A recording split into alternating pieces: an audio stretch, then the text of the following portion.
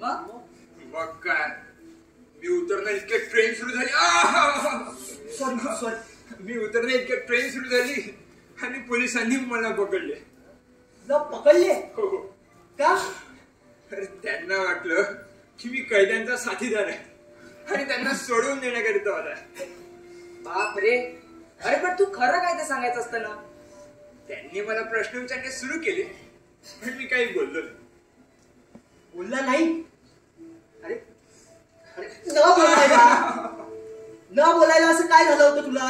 खास काही नाही रे, पण नंतर चिडून त्यांनी मला मारायला सुरुवात केली आणि मी मार खात राहिलो. वा छान.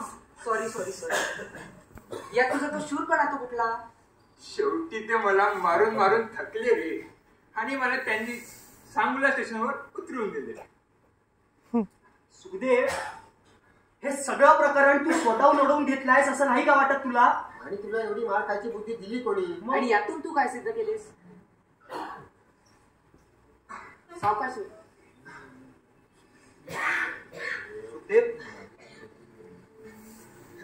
मला बघायचं होतं की आपण आपल्या देशासाठी खरंच इतकं कष्ट सहन करू शकतो की नाही.